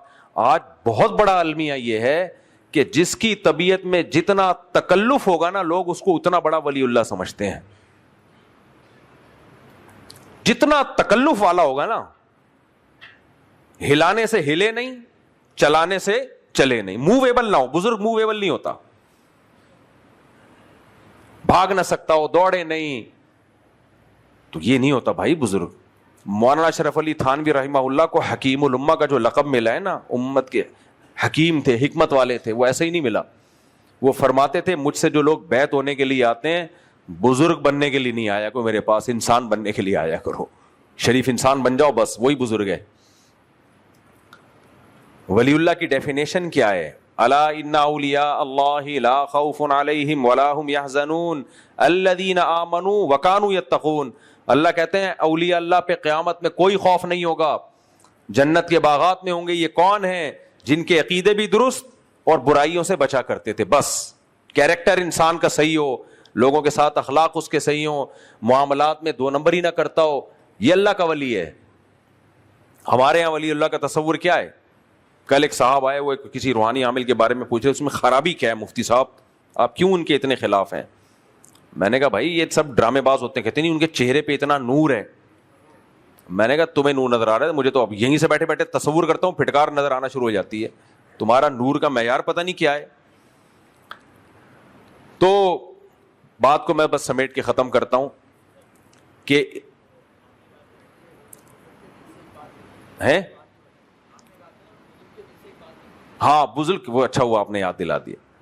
تو وہ جو بزرگ تھے نا, میں پشاور کا واقعہ بتا رہا تھا, ان کے دل سے میں بتا رہا تھا, بعض جن لوگوں کی طبیعت میں تکلف نہیں ہوتا, وہ کوئی نصیحت کرتے ہیں تو وہ بات دل سے نکلتی ہے, لگتا ہے کہ یہ دل سے کہہ رہے ہیں, ایسی نصیحت کا پروگرام نہیں پیش کیا جا رہا شو مارنے کے لیے. تو انہوں نے کہا کہ اللہ نے لذت صرف دو چیزوں میں رکھی ہے. ایک اللہ کی راہ میں لڑنے کا مزہ ہے, اللہ کی راہ میں لڑنے کا. دوسرا, جب افطاری کے لیے افطار کرنے کے لیے بیٹھے ہوئے, بھوکا پیاسا آدمی بیٹھتا ہے, بھوک پیاس بھی اللہ کے لیے برداشت کی, اور اب کھا بھی کس کے لیے رہا ہے؟ اللہ کے لیے کھا رہا ہے. واقعی اللہ نے ایک عجیب روحانیت رکھی ہے. کتنے کھانے کھا لو آپ, بعض دفعہ بھوکا رہ کے بھی کھا کے دیکھو, وہ روحانیت نہیں آتی, وہ لذت نہیں آتی. آپ 2 ٹائم ناغا کر لو, 3 ٹائم ناغا کر لو بغیر روزے کے, 24 گھنٹے بھوکے رہو بغیر روزے کے, لیکن جب کھاؤ گے وہ روحانیت اور وہ لذت محسوس نہیں ہوتی جو افطاری کے وقت انسان کو ایک الگ سے راحت محسوس ہوتی ہے. میں نے کہا یار یہ بالکل 100% سے زیادہ درست بات کی. دیکھو جمعے کے دن ہم غسل کرتے ہیں سنت سمجھ کے, اس غسل کی الگ ہی روحانیت ہے. حالانکہ روزانہ لوگ نہا کے آفس جا رہے ہوتے ہیں, کیا خیال ہے؟ وہ بات ہی نہیں آتی. جمعے کے دن غسل کرو, ایک الگ طہارت, ایک الگ پاکیزگی محسوس ہوتی ہے. اور آپ نے تازہ گوشت خرید کے 20 دفعہ کھایا ہوگا, میں نے ہزاروں سے سنا, خود بھی محسوس کیا, قربانی کے گوشت کی لذت الگ ہی ہوتی ہے. کوئی ویجیٹیرین ہو تو بھائی اس کا نہیں ہم کچھ کہہ سکتے, قربانی کے گوشت کی الگ ہی لذت ہوتی ہے. وجہ کیا ہے؟ اور وہ بھی جب بھی ہوتی ہے بقرعید کے دنوں میں, کیونکہ یہ دن اللہ کی طرف سے ضیافت کے ہیں. باقی ہم تو محرم کے حلیم بھی اسی گوشت سے بنا رہے ہیں, اس میں اگر ٹیسٹ نہیں آ رہا تو وہ ہمارا قصور ہے. تو خلاصہ یہ نکلا, بس بات کو میں سمیٹ رہا ہوں, اللہ کو خواہشات پوری کرنے والے لوگ پسند نہیں ہیں. اللہ چاہتے ہیں ایسے لوگ ہوں جو خواہشات کو قربان کرنا جانتے ہیں. الکاظمین الغیظ, غصہ جب آتا ہے خواہش یہ ہے کہ غصہ جاری کر دو, لیکن اللہ کیا کہتے ہیں؟ الکاظمین الغیظ, یہ غصے کو اللہ کے لیے پی جاتے ہیں. کوئی خوبصورت عورت گزر رہی ہو, نوجوان کا دل کیا چاہتا ہے دیکھو, اللہ کیا کہتے ہیں؟ یغضوا من ابصارہم, ایمان والے اپنی نگاہوں کو جھکا لیتے ہیں, خواہشات کنٹرول کرتے ہیں. ماں اور باپ بڑھاپے میں چڑچڑے ہو جاتے ہیں, بات بات پہ ان کو غصہ آتا ہے. انسان کہتا ہے یار یہ ہماری لائف میں انٹرٹینمنٹ میں سب سے بڑی رکاوٹ ہے, ان کو کہیں جمع کرا دو, کہیں بھیج دو, بڑے بھائی کے پاس ابا کو بھیج دو, بہن کے پاس اماں کو بھیج دو. کھانستے رہتے ہیں, ان کی دوائیوں کا خیال, اور پھر جتنی خدمت کرو الٹا ڈانٹ پڑتی ہے, الٹا ڈانٹ پڑتی ہے. لیکن جو خواہشات قربان کرتا ہے وہ کیا کہتا ہے؟ کوئی بات نہیں بھائی، یہ دنیا لذتوں کی جگہ نہیں ہے، اللہ نے مجھے ایک بہترین ایک سہولت دی ہے جنت کمانے کی، ساری زندگی عبادت کرتا وہ مقام حاصل نہیں ہوتا، تھوڑے دن ان کی خدمت پہ جو مجھے مقام ملے گا۔ نبی نے فرمایا نا، روایت میں آتا ہے کہ جس کو بوڑھے ماں باپ ملے اور خدمت کر کے اپنے گناہ نہیں معاف کروا لیے نا، اس پر اللہ کی لعنت، حدیث کا مفہوم ہے، یعنی اتنا بہترین آپشن تھا اس کے پاس سستے میں جنت کمانے کا، یہ آپشن اس نے ضائع کر دیا۔ تو خواہشات کو پورا، انگریز اپنی خواہشات پوری کرنے میں لگا رہتا ہے، لہذا وہ ابا کو اولڈ ہاؤس میں جمع کراتا ہے۔ مسلمان میں نے دیکھے ہیں بھائی 10 سال باپ کی خدمت کی ہے، باپ قومے میں گیا ہوا ہے، کروٹیں بدلنے کے لیے بیٹے کھڑے رہتے ہیں سر پہ، ایسے بھی بیٹے ہم نے دیکھے ہیں، اور ایسے بھی دیکھیں باپ کی کوئی خدمت نہیں چاہیے باپ کو، پھر بھی اس کو لفٹ نہیں کرا رہے ہیں، پھر بھی اس کو نہیں پوچھتے۔ تو خواہشات قربان کرنے والے اللہ کو پسند۔ حج کیوں بڑی عبادت ہے، اچھوں کی جان نکل جاتی ہے حج میں، کتنا بھی VIP حج ہو اس کے بعد بھی حج ٹھیک ٹھاک ٹینشن ہوتی ہے حج میں۔ کئی لوگ ایک دفعہ گئے ہیں تو انہوں نے کہا بس اب عمرہ کر لیں گے، حج پہ نہیں جائیں گے۔ بڑے ظرف والے لوگ ہوتے ہیں جو جا رہے ہوتے ہیں بار بار، اچھا خاصا حج میں غصے پہ قابو پانا پڑتا ہے، جو پیدل چلنا پڑتا ہے، دھکے کھانے پڑتے ہیں، نیند قربان کرنی پڑتی ہے، رمی کتنا مشکل کام ہے، جا کے کنکریاں مارنا، طواف کتنا مشکل کام ہے رش میں۔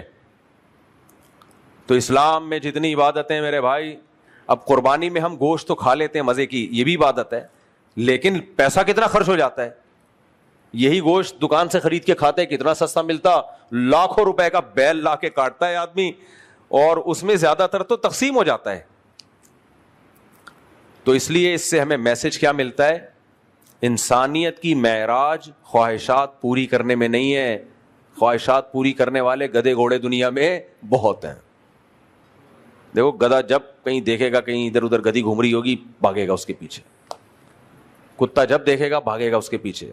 ان کا کوئی نہیں ہے کہ یہ لیگل ہے یا انلیگل ہے، یہ میری بیوی گدھی لگتی بھی ہے کہ نہیں لگتی، اس کو نہیں، اس سے کوئی غرض۔ خواہشات پہ کنٹرول نہیں ہے۔ انسان ہے بھائی، انسان کو اللہ نے حکم دیا نکاح کرو، بیوی بناؤ، عزت دو اس کو، حلال اولاد پیدا کرو، اور زنا کے قریب مت پھٹکو۔ تو اس زمانے میں جو عورت سے ناجائز ریلیشن نہ رکھے نا، جبکہ اس کو موقع بھی ملے، میں سمجھتا ہوں یہ ولی اللہ ہے۔ بڑے بڑے لوگ ہم نے دیکھے ہیں، کوئی انٹی فری ہو جائے نا پگھل جاتے ہیں، ساری تہجد تلاوت نماز روزہ ایک طرف، جمشید کا فون آئے جواب ہی نہیں، جمشیدہ کا آ جائے پھر دیکھو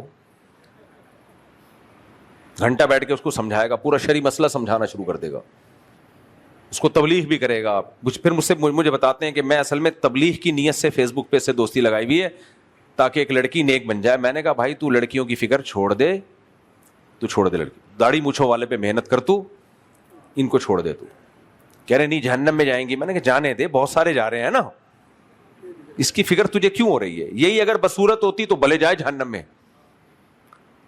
تو ہم نے بڑوں سے سنا ہے کہ انسان کا نفس بڑا شرارتی ہے، بعض دفعہ تبلیغ کا لیبل لگا کے فتنے میں ڈالتا ہے۔ وہ لیبل یہ ہوتا ہے کہ میں تبلیغ کر رہا ہوں، دوستی لگا رہا ہوں، اچھی اچھی باتیں بتاؤں گا۔ چھوڑ دو بھائی اچھی باتیں، علماء ہیں بڑے بزرگان دین ہیں وہ بتا دیں گے، آپ رہنے دو۔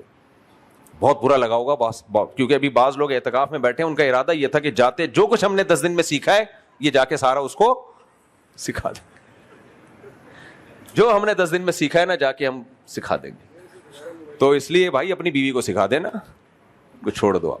اللہ تعالیٰ سے دعا ہے اللہ ہماری قوت ارادی کو مضبوط کرے، ہمیں روزے رکھنے والا، نمازیں پڑھنے والا، صدقات و خیرات دینے والا، نظروں کی حفاظت کرنے والا، ماں باپ کی خدمت کرنے والا، رشتے جوڑنے والا، حلال پر قناعت کرنے والا اللہ ہمیں بنائے۔ اس رمضان کی برکت سے اللہ ہماری یہ ساری دعاؤں کو قبول فرمائے۔ وما علینا